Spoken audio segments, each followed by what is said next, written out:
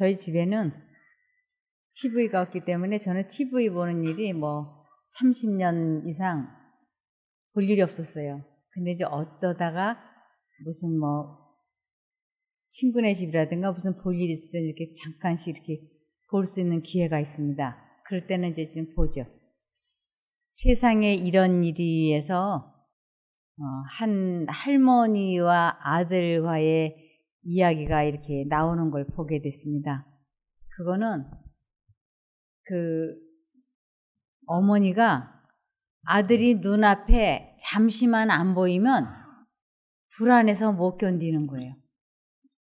그래서 아들이 항상 자기 눈앞에 있어야만이 되기 때문에 급기야는 두 아들 며느리가 자는 방에까지도 들어가. 왜냐면 당신 방에 혼자 있으면 아들이 눈앞에 안 보이니까 불안해서 숨이 막히는 거예요. 그러니까 염치불구하고 자기가 불안해서 숨이 막히니까 염치불구하고 아들 옆에 가서 들어눕는 거예요. 며느리는 저쪽에, 시어머니는 이쪽에. 그래서 아들이 아무리 어머니를 여러 가지로 이해를 하고 며느리가 납득을 시키고 그래도 이 시어머니가 너무너무 그 아들에게 집착을 하는 걸 보고 며느리가 그때 아들이 연년생으로 고등학생이었어요. 근데 그 두 아이를 데리고 이렇게 남편의 재산 거의 전부를 가지고 이혼을 했어요. 그래서 남편은 그 어머니를 모시고 과일을 자동차에다 가득 싣고 과일을 이 동네 저 동네 이제 팔러 다니는 사람이었어요. 그러니까 이제 어머니는 아들이 과일 파는 동안에 조수석에 앉아서 아들을 지켜보고 있는 거예요. 그런데 이제 그 취재진들이 그 어머니를 찜질방에 아들하고 같이 이렇게 찜질방에를 집어넣었어요. 그래서 아들은 남자 탕으로 들어가고 어머니는 여탕으로 들어가고 찜질. 그런데 들어가서 얼마 안 지나니까 어머니가 막 흰 눈둥 마는 둥 하고 뛰어나오는 거예요. 그리고 아들이 안 보이니까 막 이제 남탕에도 들어가려고 그래요. 그래서 취재진들이 붙잡고 아직 안 나왔으니까 좀 기다리라 그래도 그 손도 뿌리치고 남탕 쪽으로 가려고 막 이렇게 어떻게든지 들어가서 확인하려고 막 이름을 부르고. 제가 그 모습을 이렇게 보면서 나에게도 저런 시절이 있었는데 그렇게 느껴졌어요. 나에게도 저런 때가 있었는데 그 시어머니 입장에서 며느리가 질투를 하고 괴로워하는 거 그 시어머니가 너무 잘 알지요. 이성으로는 자기 아들에게 이렇게 하면 안 된다고 하는 거 너무 잘 알아요. 그런데 자기의 힘으로서는 감당할 수 없는 불안함이 엄습해 오는 거예요. 그러니까 그 불안하고 두려움이 그 아들 며느리가 이혼을 하고 아들이 그 며느리와 이혼을 하면서 대성통곡을 하고 울고 어머니가 왜 이러시냐고 그래도 어머니는 그 불안함에서 벗어나지를 못하는 거예요. 그 아들이 결국은 취재진한테 하는 얘기가 어떻게 하느냐고 어머니가 저러는 거를. 그래서 어쩔 수 없이 우리 부부가 이혼을 할 수밖에 없다고. 그런데 제가 이 성경을 쭉 공부해 보니까 사람 마음속에 찾아오는 이 불안함은 자기 스스로 만들어서 하는 것이 아니고 외부에서 그 불길한 느낌, 예감, 육감 이러한 생각이 외부에서 사람 마음속에 폭포수처럼 쏟아져 들어갈 때는 체면이나 명예나 이런 거 가지고 도저히 해결이 안 되는 거예요. 저도 아버지가 좀 일찍 돌아가셨어요. 그러니까 제가 결혼을 이렇게 하고 나니까 남편이 눈앞에 잠시만 안 보이면 내가 과부가 되면 어떻게 하지? 저 남편이 죽으면 어떻게 하지? 이 불안증이 숨도 못 쉬게 하는 거예요. 그래서 너무너무 제가 불안하니까 남편을 이렇게 졸졸졸졸 제가 따라다니게 됐어요.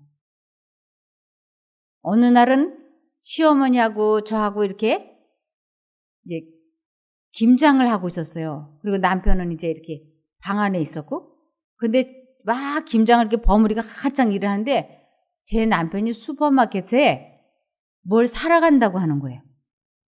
그러면 잘 갔다 와요 이래야 되잖아요. 근데 그 순간 혹시 혼자 가다가 차 사고 나서 죽으면 어떡하지?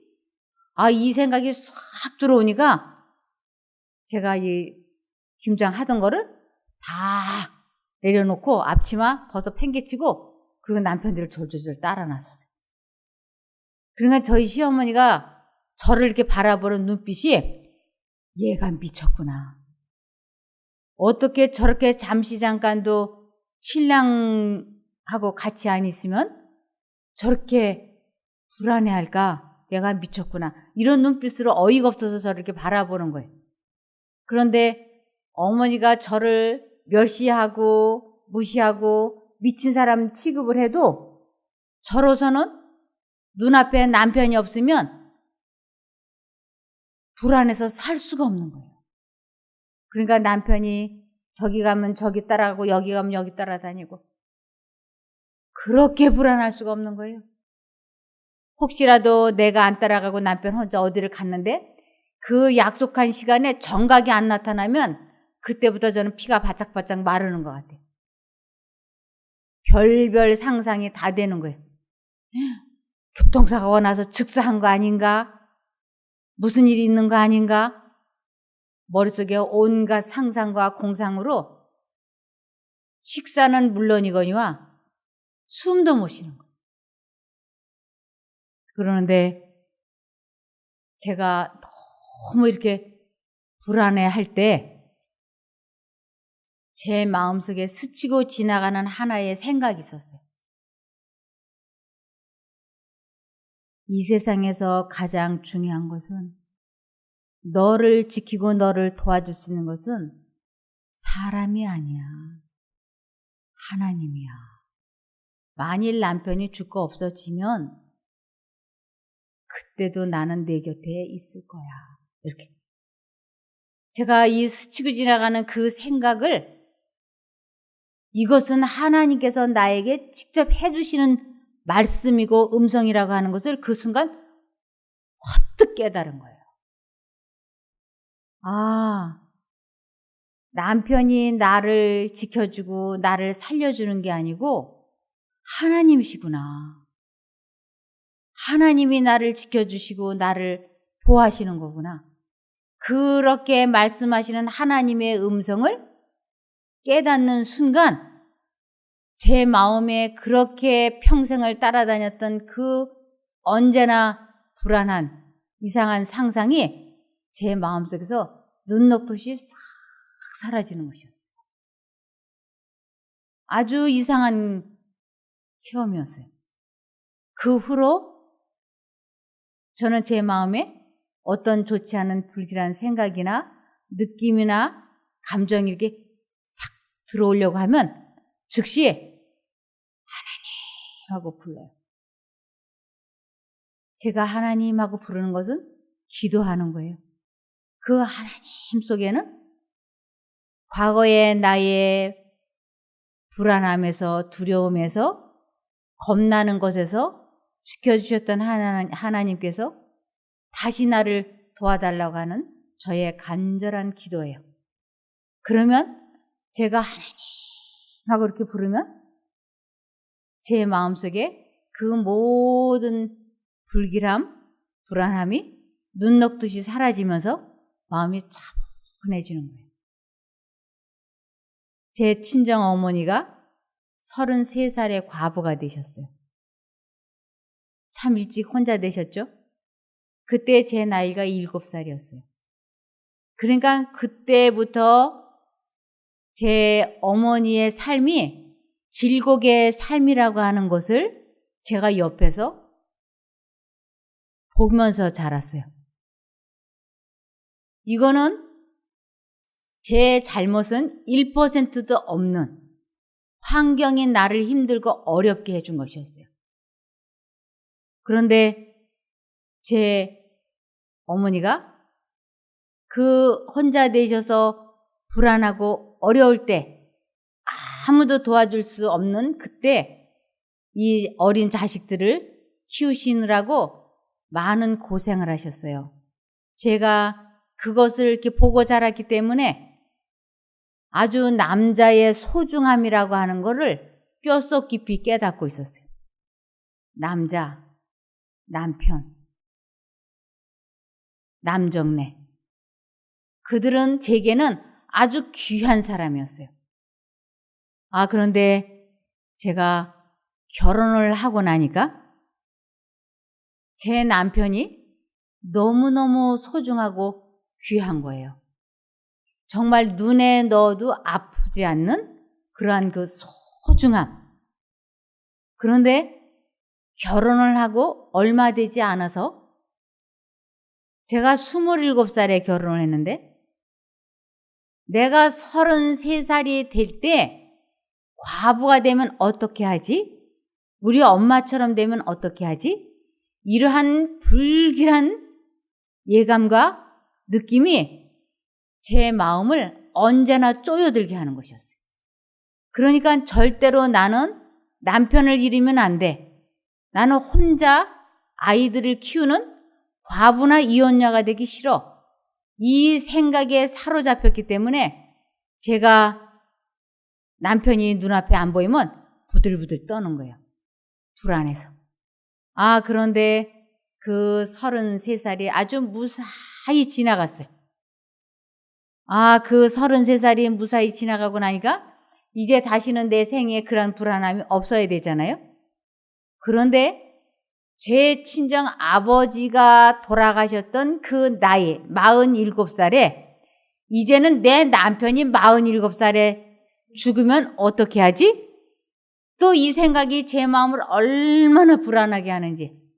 그래서 제 남편이 47살이 넘어갈 때까지 제가 부들부들 떨었어요. 그런데 그러한 불길함, 불안함, 집착은 내 것이 아니고 그것이 사단이 넣어주는 것이라고 하는 것을 깨닫게 됐어요. 그것은 제 것이 아니에요. 나는 남편을 집착할 수도 그를 불안해 하지 않을 수도 할 수도 없는 존재. 그 불안함이 사단으로부터 오는 것이기 때문에 내 마음이 불안할 때, 불길한 예감이 내 마음을 휘감을 때 제가 하나님을 부르기 시작했어요. 하나님. 그랬더니 그 불길함에서 제가 해방이 되면서 이 마음에 깊은 평안이 찾아오는 거지. 또 제가 이제 나이가 1살, 2살 노년에 이르르니까 제 마음에 또 아주 자연스럽게 스며들어오는 불안함이 있었어요. 그것은 내가 병이 들어서 내 아들, 며느리나 주변 사람들을 힘들게 하면 안 돼. 내가 병들어서 주변 사람들이 병간호하느라고 힘들면 안 돼.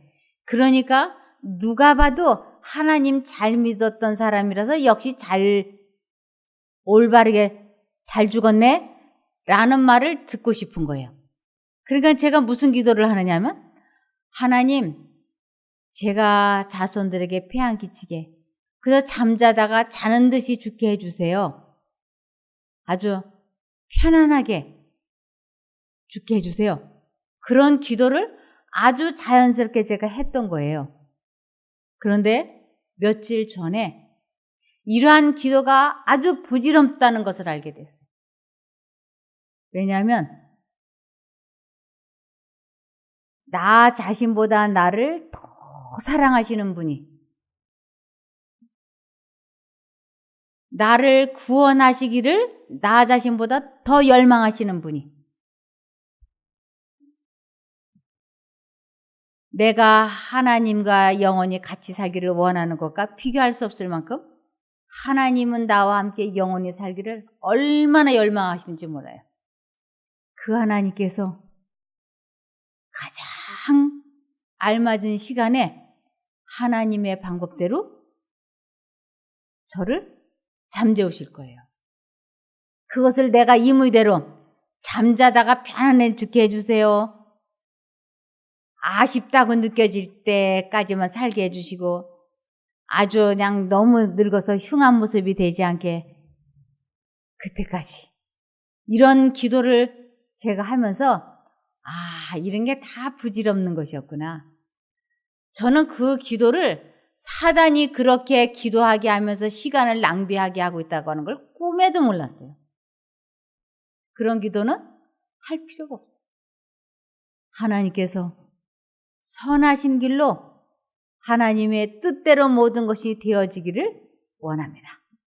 하고 나 자신을 그분에게 맡겨드려야 되는데, 내가 나를 자꾸 어떻게 좀 해보고 싶어하는 그것이 아주 선한 생각같이, 근데 그것은 주님으로부터 오는 생각이 아니었어요.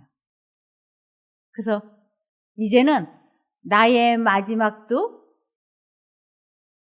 내 원대로 하지 마옵시고 제가 아버지의 원대로 되어지기를 원하나이다 하고 맡기니까 얼마나 마음이 편안한지. 그러면서 시편 42편 5절을 보시면, 내 영혼아 어째서 내가 낙심하며 내 속에서 불안해하는가. 너는 내 희망을 하나님께 두어라. 나는 내 구원이 되시는 하나님을 찬양하리라. 네. 불안해하는 것은 하나님과 관계가 분리되어 있을 때 나타나는 증상이었어요. 제가 하나님을 믿는다고 24살부터 쭉 살았지만 남편이 눈앞에 안 보이면 벌벌 떨고 불안해하고, 또 그 할머니가 아들이 눈앞에 안 보이면 두려워서 벌벌 떨고 했던 그 모든 것들이 동일하게 하나님과 분리되었을 때 나타난 증상이라고 하는 걸 알게 됐어요. 그래서 인생을 살면서 가장 사람을 행복하게 해주는 것은 마음의 평안입니다.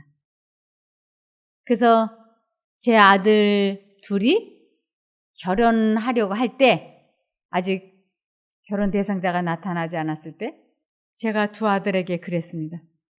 이 세상에서 가장 좋은 여자는, 가장 좋은 배우자는 내 마음을 평안하게 해주는 여자다. 그런 여자를 찾아야 된다. 마음이 평안하면 만사형통한다. 건강도 좋아지고 가정도 평화롭고 사업도 잘 되고, 마음이 편안하면 만사형통한다. 하나님께서는 우리가 불안해할 때, 겁내할 때 절대로 두려워하지 말라고 말씀하셨습니다. 그러면서 37편, 시편 37편 37절, 온전한 사람을 살펴보고 정직한 자를 볼지어다. 그 사람의 마지막은 화평이니라. 온전한 사람이라고 하는 것은 하나님과 관계를 갖고 있는 사람이라는 뜻이에요. 그래서 하나님과 연합한 사람을 살펴보고 그런 사람을 정직한 사람이라고도 합니다. 그래서 하나님과 마음이 연합되고 정직해진 그 사람을 자세히 보라고, 그러면서 그 사람은 마지막은 화평이라. 그래서 인생을 살면서 무엇을 하든지 우리 마음에 평안이 없어요. 하나님과 마음이 연합하지 않으면 어떤 사람도 그 마음에 평안이 있을 수 없다고 성경에서는 말씀하고 계세요. 그런데 제가 수십 년이라고 하는 세월이 흘러간 다음에 얻은 결론은, 하나님께 내 마음과 정신을 고정시키면 그분으로부터 내 평생 경험해보지 못했던 하늘나라 사람들이 겪어보는 그 깊고 깊은 평안과 차분함과 잔잔한 기쁨이 상존한다고 하는 것이. 그것의 가치는 이루 말로 다 못해. 그런데 내 인생을 내가 어떻게 잘 꾸려가 보려고. 그래서 주변 사람들에게 폐 안 끼치고 치매에 안 걸리고 너무 가난하게도 안 되고 그래서 연금이 잘 나오도록 하려고 직장 다닐 때 젊었을 때 연금 나오게 하려고 노력하면서 직장 다니죠. 또 나이가 들면은 치매에 안 걸리려고 그냥 공부하지요. 운동 하지요. 그러는데도 이 마음에 평화가 없어요. 마음에 평안이 없고 불안해. 그래서 나중에는 메뚜기도 짐이 되는 나이들이 된다니까요. 메뚜기도 짐이 되는. 그런데 늙어서도 젊어서도 불안하지 않고 마음이 평안할 수 있는 방법은 나를 사랑하시되 당신의 생명보다 더 사랑하시는 내가 너를 얼마나 사랑하는지 아니? 내가 너를 보면 숨이 막히게 사랑해. 그래서 어떠한 경우에도 너를 혼내거나 벌주거나 죄를 받게 하지 않는 나의 사랑을 좀 받아달라고 애원하시는 그 아버지 하나님을 알게 될 때, 그분을 경험하게 될 때, 체험하게 될 때 우리들은 깊은 평안함을 가질 수가 있게 되는 것입니다.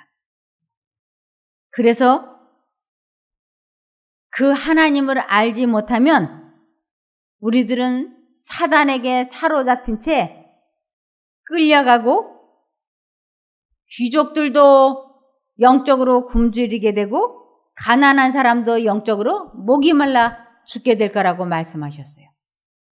이사야 5장 13절. 그러므로 내 백성이 나를 알지 못하고 사로잡힌 채 끌려갈 것이며 귀족들은 굶주림으로 죽어가고 백성들은 목이 말라 죽어갈 것이다. 네, 하나님을 알지 못해서 성경 말씀을 잘 알지 못해서 아주 갈증이 나고 목마르고 그러면서 계속 죄를 짓는 생애로 인생을 마치게 될 것이라고 말씀을 하셨습니다. 전도서 7장 12절. 지혜도 보호하는 것이 되고 돈도 보호하는 것이 되나 지식이 더욱 아름다움은 지혜는 지혜 얻는 자의 생명을 보존함이니라. 네. 돈도 우리를 보호해주고 우리들이 젊어서 배운 그 지식, 지혜도 우리를 보호해주지만 가장 중요한 것은 하나님을 아는 지혜입니다.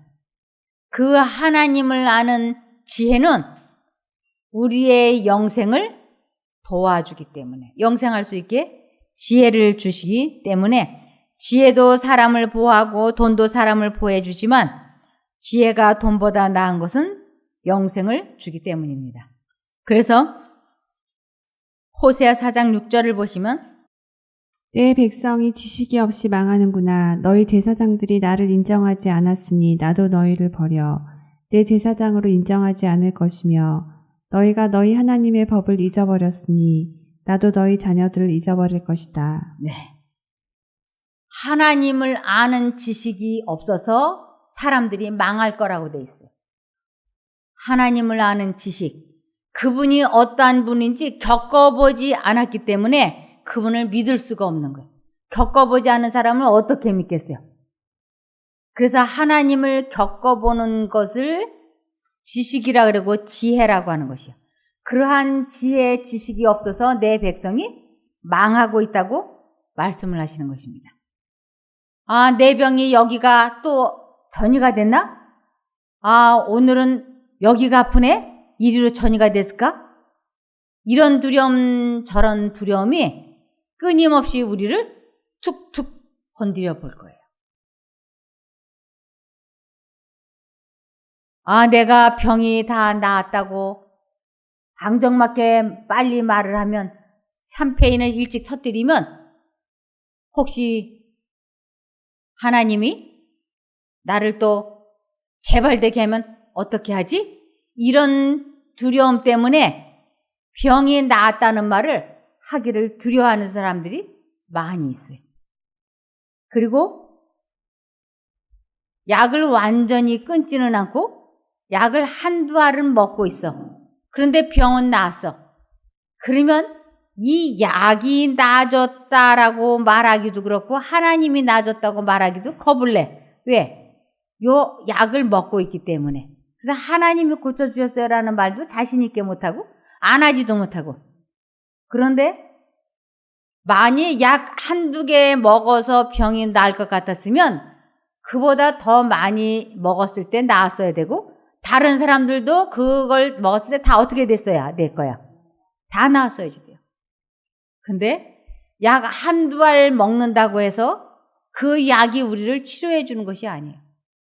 또 어떤 분은 통증이 오고 막 괴로워. 그럴 때 진통제를 먹거나 맞으면 하나님이 이거 맞았다고 믿음이 없다가 안 고쳐주시는 거 아닌가? 그래가지고 막 아픈데도 안 맞고 안 먹는 사람들이 있어요. 그런데 우리가 진통제를 먹고 맞고 약을 먹고 해도 그런 것과 관계없이 우리 하나님께서는 고쳐주세요. 그래서 하나님께서는 두려워 마라. 내가 너를 도와줄게. 아, 내가 이 약 먹었으니까 안 고쳐주시는 거 아닌가? 믿음이 없다고 나를 떼담일까? 걱정된다고? 하나님께서는 그렇게 하시지 않습니다. 그래서 이것을 이사야 41장 10절에 너희는 두려워하지 말아라. 내가 너희와 함께한다. 놀라지 말아라. 나는 너희 하나님이다. 내가 너희를 강하게 하고 도와주며 나의 의로운 오른손으로 붙들어 주겠다. 네. 하나님께서 나를 붙들어 주셨기 때문에 내가 나은 것이지 약이, 방사선이, 항암제가 나를 고쳐준 게 아니에요. 왜냐하면 이 병의 원인이 무엇인지를 알면 크게 도움이 됩니다. 아, 내가 왜 이렇게 병이 들었을까? 내가 왜 암에 걸렸을까? 내가 왜 미쳤을까? 왜 정신에 문제가 생겼을까? 거기에 대해서 하나님께서는 그것은 내 생각의 결과라고 분명하게 말씀을 하셨어요. 그러면서 내 마음속에 그 악한 생각이 얼마나 오래 머물게 하겠느냐 이렇게 말씀을 하세요. 그래서 내 마음속을 항상 불안하고 분노, 시기, 질투, 원망, 죄책감 이런 것들로 내 마음이 평안하지 않은 것이 육체적으로 유전자가 약하게 타고난 그 부위에 변형이 생겨서 병이 생긴 것이에요. 그것을 어떻게 이렇게 저렇게 이런 약 저런 약으로 치료해 보려고 해도 잘 안 돼요. 그런데 하나님을 만나면 그분의 참사랑을 경험을 하면 그 약이라든지 항암제라든지 방법이라든지 그런 걸 초월해서 내 마음이 다스려지면 내 감정 조절이 되면 그때부터 우리의 질병은 회복되어지는 것입니다. 이것을 분명하고 확실하게 이해하고 깨닫게 되면 그때부터 누구를 잊어버리지 말아야 되느냐면 하나님을 잊어버리지 말아야지. 하나님을 잊어버리면 그 좋지 않은 불안함, 시기, 질투, 원망, 온갖 생각들이 마음에 들어와서 이 마음이 지옥이 되면 내가 약을 아무리 잘 먹고 아무리 여러 가지 방법을 쓰고 심지어는 하나님께서 고쳐주셨다 할지라도 내 마음이 다시 옛날의 사고방식으로 되돌아가 버리면 다시 재발해서 더 심하게 될 수 있다고 하나님께서는 말씀을 하셨어요. 그래서 하나님께서는 우리들에게 절대로 마음을 지켜야지 된다고 말씀하셨습니다. 잠언 4장 23절부터 27절까지. 그 무엇보다 내 마음을 지켜라. 여기서부터 생명의 샘이 흘러나온다. 더럽고 추한 말을 버려라. 거짓되고 잘못된 말은 입 밖에도 내지 말아라. 너는 앞만 바라보고 시선을 다른 곳으로 돌리지 말며 내 걸음을 조심하고 무엇을 하든지 확실하게 하라. 너는 곁길로 벗어나지 말고 내 발을 악에서 떠나게 하라. 네, 너는 곁길로 벗어나지 말고 내 발을 악에서 떠나게 하라. 하나님께 마음과 정신을 고정시키는데 최선을 다하라. 이것을 시편 25편 15절에 말씀하셨어요. 내 눈이 항상 여호와를 앙망함은 내 발을 그물에서 벗어나게 하실 것이미로다. 네. 내 마음이 언제나 하나님께로 향해 있어야지. 그래야만 덫에 걸리지 않을 수 있어요. 덫. 사단이 주는 느낌, 감정, 불안함, 죄책감, 그러한 것에 휘말리지 않을 수 있는 것이에요. 그렇지 않으면 금방 그러한 생각, 감정, 느낌에 휘말려서 우리의 마음이 불안해져서 재발할 수 있기 때문인 것입니다. 그래서 시편 50편 15절에 너는 환난 날에 나에게 부르짖어라. 내가 너를 구할 것이니 내가 나를 영화롭게 하리라. 내 마음의 환난, 불안함이나 두려움이나 근심, 걱정이나 죄책감 이런 것들이 마음에 쫙 스치고 지나갈 때 즉시 하나님을 부르라고. 그럴 때에만 하나님께서 나를 그 감정과 느낌에서 해방시켜 주실 수 있다고 하는 것입니다. 제가 그 할머니가 주변 사람들이 그렇게 멸시하고 천대시하고 혀를 끌끌 차면서 저렇게 아들에게 집착을 하고 며느리를 내쫓았다고 온 동네 사람이 다 손가락질을 하는데도 그 할머니는 그런 말을 들을 때 눈을 딱 감고 가만히 쥐죽은 듯이 있는 거예요. 자기도 안 그러고 싶은데 아들이 눈앞에 보이지 않으면 불안해하는 것은 그건 자기가 아니고 누구의 정신일까요? 사단의 정신인 거예요. 그 할머니가 그 환난의 시간에 하나님을 부르며 하나님께 기도했더라면 하나님께서 그 기가 막힐 불안함에서 질투에서 해방시켜 줄 터인데 그 할머니는 그것을 알지 못하기 때문에 그냥 어쩔 수 없이 아들만 붙잡고 있는 것이에요. 이러한 상태를 성경에서는 미친 마음을 품었다라고 얘기하는 것이에요. 미친 마음. 이 세상 모든 사람이 다 그와 같은 미친 마음을 품다가 결국은 죽을 거라고 하나님께서 말씀하셨어요. 전도서 9장 3절. 모든 사람의 결국이 일반인 그것은 해 아래서 모든 일 중에 악한 것이니 곧 인생의 마음에 악이 가득하여 평생에 미친 마음을 품다가 후에는 죽은 자에게로 돌아가는 것이라. 네. 모든 사람이 다 미친 마음을 품는. 그런데 우리는 지나간 과거가 떠오를 때 그 생각을 받아들이지 않겠다고 굳게 결심을 하고 하나님을 불러야지 되는 거죠. 그러면 거기에서 우리를 해방시켜 주시겠다고 하나님이 약속하셨어요. 시편 40편 1절에서 3절. 내가 여호와를 기다리고 기다렸더니 귀를 기울이사 나의 부르짖음을 들으셨도다. 나를 기가 막힌 웅덩이와 수렁에서 끌어올리시고 내 발을 반석 위에 두사 내 걸음을 견고케 하셨도다. 새 노래 곧 우리 하나님께 올릴 찬송을 내 입에 두셨으니 많은 사람이 보고 두려워하여 여호와를 의지하리로다. 네. 우리들 마음에 불안함과 불길함이 때로는 죄책감이 분노가 마음을 어지럽힐 때 괴롭힐 때 그때 그러한 것은 내 것이 아니고 그것은 사단의 것이기 때문에 받아들이지 않겠다고 굳게 결심을 하고 하나님을 부르면 이 부른다고 하는 것은 기도하는 것이 하나님 진심으로 하나님께 이 생각에서 나를 해방시켜달라고 전심으로 기도하면 부르면 그분이 그러한 악한 감정과 느낌과 생각에서 해방시켜 주는 것을 경험하기 때문에 이것 때문에 우리가 하나님을 믿는 것이에요. 이렇게 해 주시지 않는다면 하나님 부를 필요가 없어요.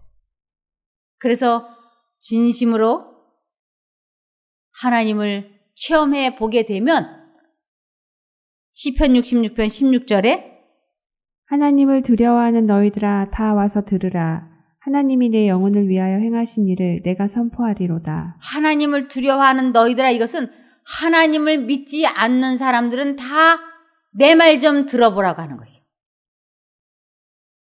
제가 어린 시절에 그렇게 어렵게 자라고 그리고 성인이 되어서 그 불안함이 사단으로부터 올 때 거기에서 해방되었던 하나님이 내 영혼을 위하여 행하셨던 그 일을 지금 여러분들에게 말씀드리고 있지 않습니까? 그래서 우리들 모두의 마음속에는 문득문득 찾아오는 불길한 예감과 두려움과 불안함이 있을 수 있습니다. 그것은 우리가 만들어내는 것이 아니고 사단이 넣어주는 생각인 거예요. 그럴 때 내가 이러한 생각을 받아들이지 않겠다. 하나님은 나를 사랑하시되 이 세상에 오직 나 하나만이 존재하는 것처럼 눈동자에다 우리를 집어넣고 지켜보시는데 왜 우리가 두려워하겠습니까? 그 두려움이 올 때는 하나님 하고 부르기만 하면 하나님께서 건져주시겠다고 약속을 했기 때문에 그 하나님을 잊어버리는 것만이 두려워할 일이지 우리는 생에 두려워할 것이 아무것도 없습니다. 기도하고 마치겠습니다. 하늘에 계신 저희들의 아버지 하나님, 저희가 매 순간순간 하나님을 잊어버리고 사단이 주는 불길한 불안한 예감과 느낌에 마음이 겁날 때가 있습니다. 이러한 것에서 저희를 해방시켜 주시옵소서. 한순간도 주님을 잊어버리지 않게 하여 주시고 마음에 하나님의 마음속에 있는 동일한 평안함을 허락하여 주시옵소서. 마음이 지켜짐으로 마음이 평안함으로 몸이 온전히 회복되어지는 것을 경험하게 도와주시기를 예수님 이름으로 기도드리옵나이다. 아멘.